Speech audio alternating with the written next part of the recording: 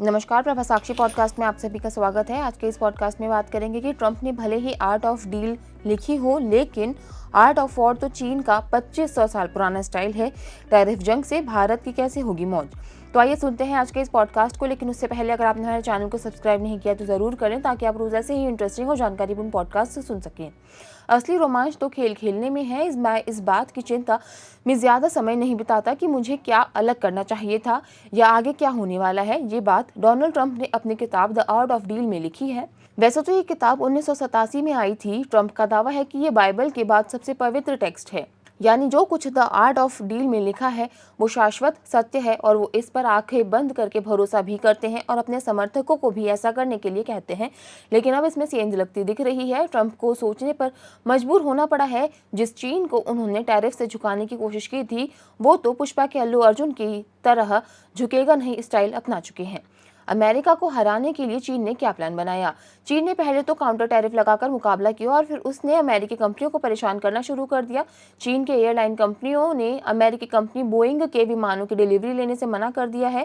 Boeing सिर्फ कुछ jets नहीं बनाता, वो यूएस का सबसे बड़ा एक्सपोर्टर है। इसके अलावा चीन ने अमेरिका से बीफ इंपोर्ट भी कम कर दिया है। उसने विकल्प के तौर पर ऑस्ट्रेलिया का रुख किया है।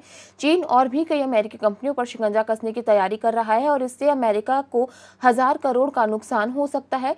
इन सबके बीच चीन के राष्ट्रपति शी जिनपिंग का साउथ ईस्ट एशिया का दौरा चल ही रहा है।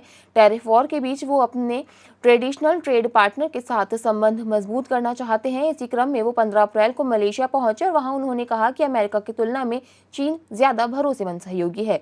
चीन का आर्ट ऑफ वॉर। एक तरफ चीन लगातार अमेरिका को चोट पहुंचा रहा है तो दूसरी तरफ ट्रंप असमंजस की स्थिति में है।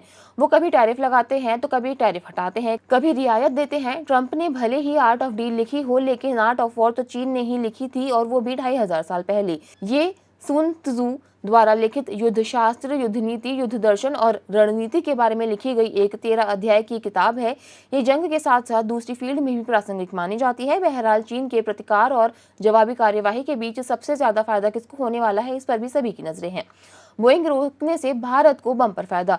अमेरिका और चीन के बीच छिड़े ट्रेड वॉर से पड़ोसी मुल्क भारत को इससे क्या लाभ होगा, इस पर एक्सपर्ट्स अपनी राय दे रहे हैं।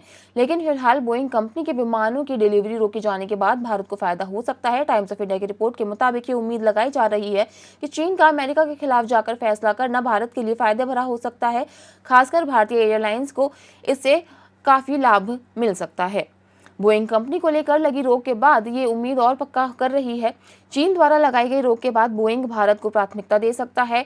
इससे एयर इंडिया एक्सप्रेस और अकाशा एयरलाइंस के लिए फायदे का सौदा साबित हो सकता है। ये दोनों एयरलाइन बोइंग 737 के मैक्स विमानों के साथ अपने बेड़े का सक्रिय रूप से विस्तार कर रहे हैं। टीओआई की रिपोर्ट के अनुसार लगभग 100 बोइंग 737 मैक्स और 11 बोइंग 787 ड्रीमलाइनर जो चीनी डिलीवरी के लिए निर्धारित थे, वे अब भारत की एयरलाइंस के लिए उपलब्ध हो सकते हैं।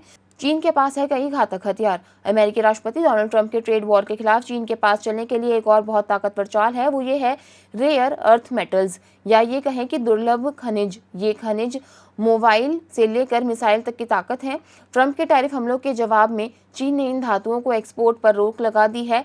इस तरह ये लड़ाई अब सिर्फ टैक्स की ही नहीं, बल्कि टेक्नोलॉजी, सप्लाई चेन और ग्लोबल दबदबे की हो चली है। रेयर अर्थ यानी दुर्लभ धातुएं 17 खनिजों का समूह होता है जो जमीन में पाए जाते हैं, लेकिन इन्हें खनन और शुद्ध करना मुश्किल और महंगा होता है। यह खनिज मोबाइल फोन, इलेक्ट्रिक कार, लड़ाकू विमान, मिसाइल सिस्टम और हाईटेक गैजेट्स के निर्माण में बहुत जरूरी होते हैं। इन्हें निकालना मुश्किल, महंगा और पर्यावरण के लिए हानिकारक होता है। अमेरिका और यूरोप की कई कंपनियों की रेयर अर्थ मैग्नेट की शिपमेंट चीन में अटक गई है। इससे इलेक्ट्रॉनिक्स, गाड़ियां और डिफेंस इंडस्ट्री को झटका लगा है, क्योंकि अमेरिका के पास इन धातुओं के बैकअप स्टॉक बहुत कम है, इसलिए तुरंत कोई विकल्प उपलब्ध नहीं है। आज के लिए इतना ही। अगले पॉडकास्ट में किसी और मुद्दे पर देंगे आपको विस्तृत जानकारी। तब तक के लिए जुड़े रहें प्रभा साक्षी के साथ।